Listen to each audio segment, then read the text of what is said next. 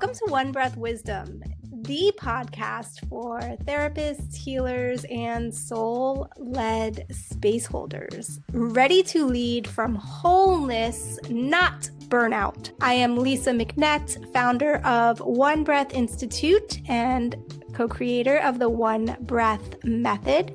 Each week, I will be sharing trauma-informed insight, somatic tools, and real stories from the healing path, sometimes solo, sometimes with our co-founder, Deborah Dickey, and sometimes with special guests walking this path in their own powerful way. Together, we will explore how healing, embodiment, and presence can transform the way we live, lead, and care for others without losing ourselves.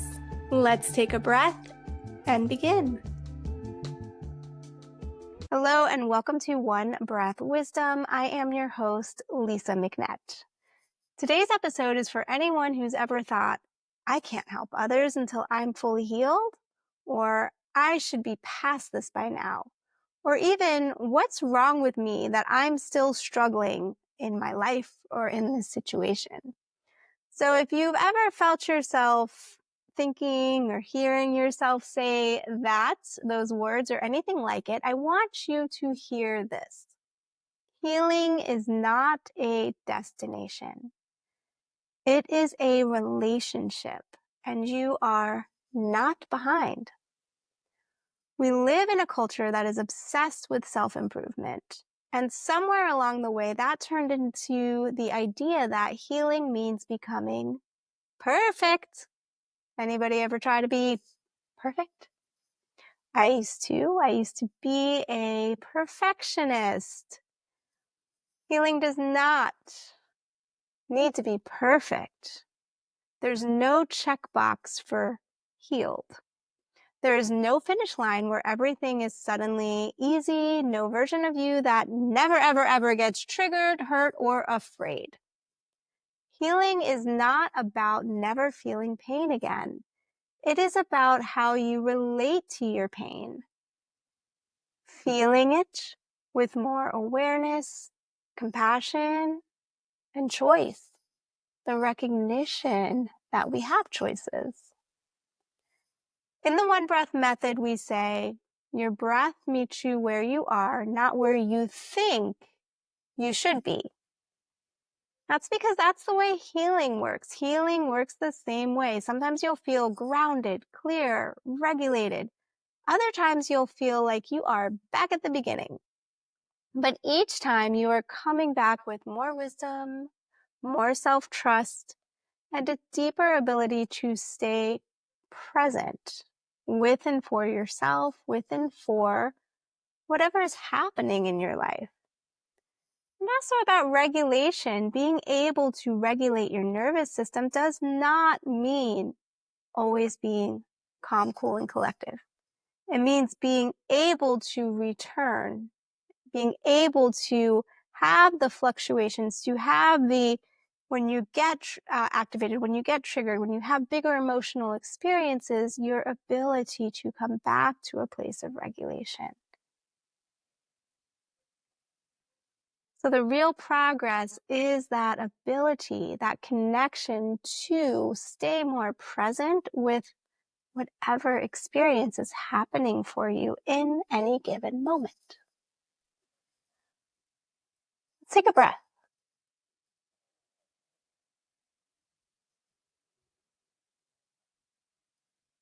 Yeah, you don't have to be healed to help others. That is one of the biggest lies in the healing world. It's the idea that you must be done with your own work to be of service to others. In truth, your willingness to stay in your own process is what makes you trustworthy. It means you are not projecting perfection. You're modeling humanity, and that is what your clients, your community, your loved ones actually need. Because when you stop trying to perform healing, you start to embody it. Let's just think about that for a moment. Let's just connect with that for a moment. I oftentimes say to my students, if anyone ever tells you they are totally healed, to run in the opposite direction. And they can relate to that. We all get a good little giggle over that. When people are saying that they're fine or they are projecting a certain way and trying to hold space for you and trying to help you, you know what is actually going on with them. You can see it, you can feel it. We are always attuning to other people's nervous systems. It is through this attunement to other people's nervous systems that is a big part of the process of how we connect and how we support regulation, how we support healing, and how we are reading what is going on. We could call it intuition. Intuition, sure, is also involved in this. We can feel other people's energy, and feeling other people's energy and being able to connect with the emotional state of their nervous system are pretty similar, pretty much one and the same. So today I just want to invite you into a short practice.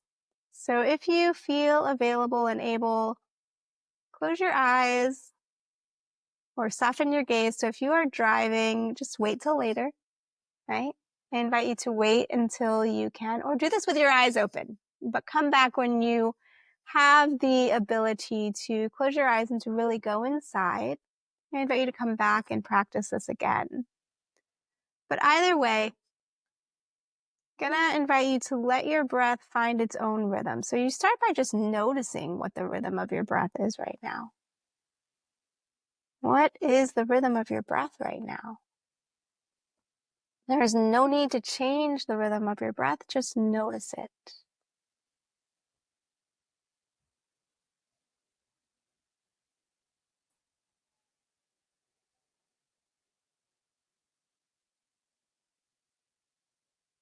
Now feel where your body is making contact with the ground, the chair, the earth, whatever is beneath you. Feel that connection with what is beneath you.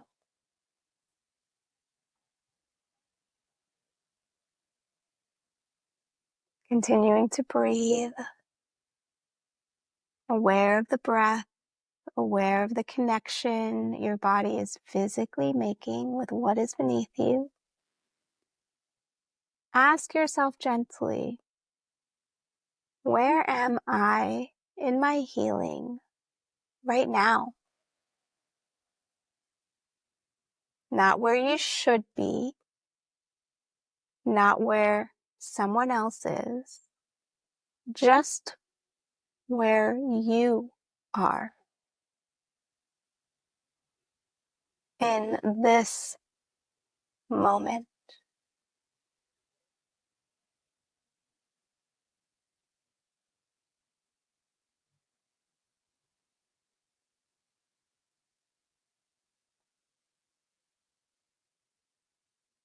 And can you meet that place with compassion?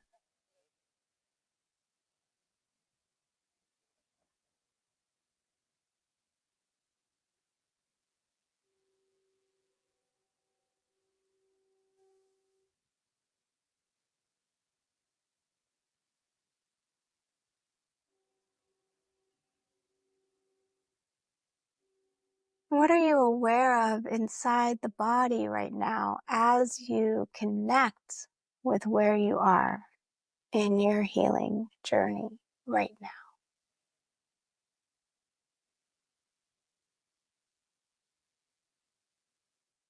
Bring the breath to that part or those parts of the body, just allowing the breath to nourish any tension, any holding, any judgment.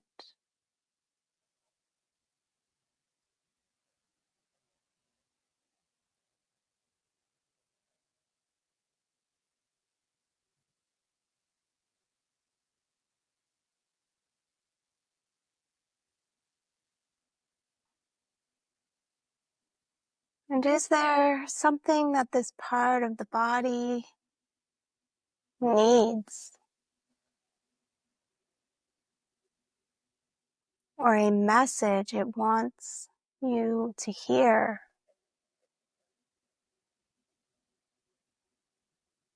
Breathe and receive.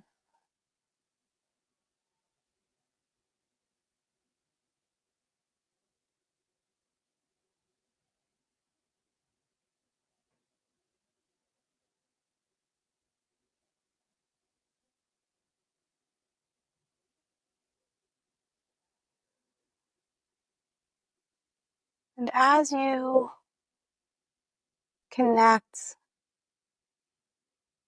with what the body may need, with what you may need,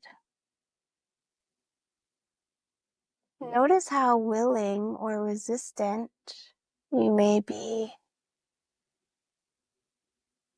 to what's coming up.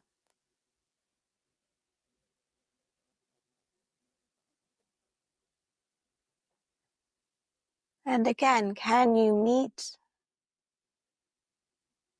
yourself with compassion or with a little more compassion?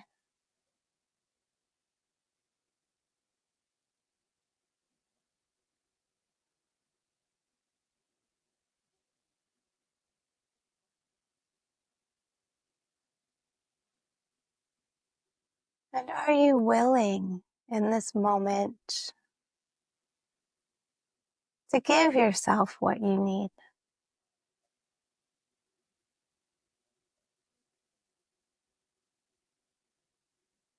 Now, or to make a commitment to do so soon after this experience?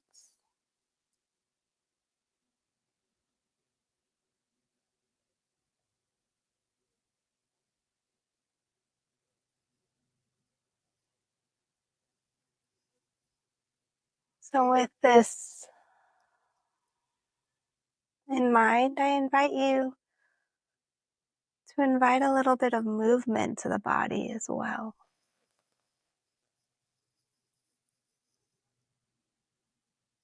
What kind of movement might your body want? Could be anything.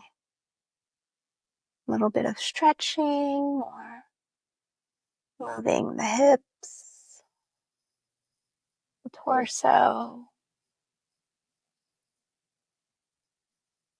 Take a little bit of movement, and as you do, let the breath move into the body in a slightly different way. Or it is moving to the body in slightly different places as you move.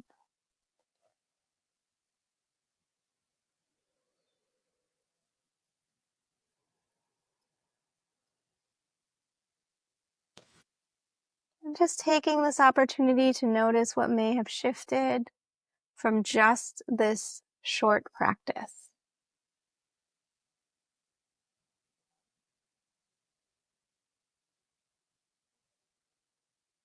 I invite you to let your breath be the reminder that you are allowed to be in process. Because life is a process.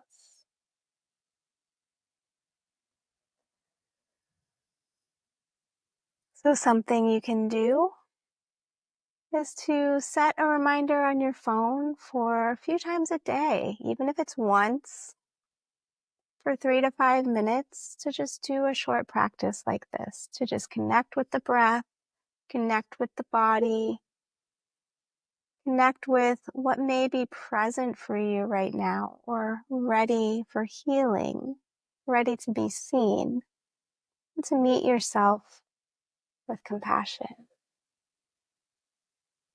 Thank you for being with me today. If this episode resonated, share it with someone who needs this reminder that they don't have to be fixed to be powerful. And if you'd like to go into a deeper practice than we did just now, I invite you to join us for one of our free Sunday sessions. You can sign up at onebreathinstitute.com. The link is also below.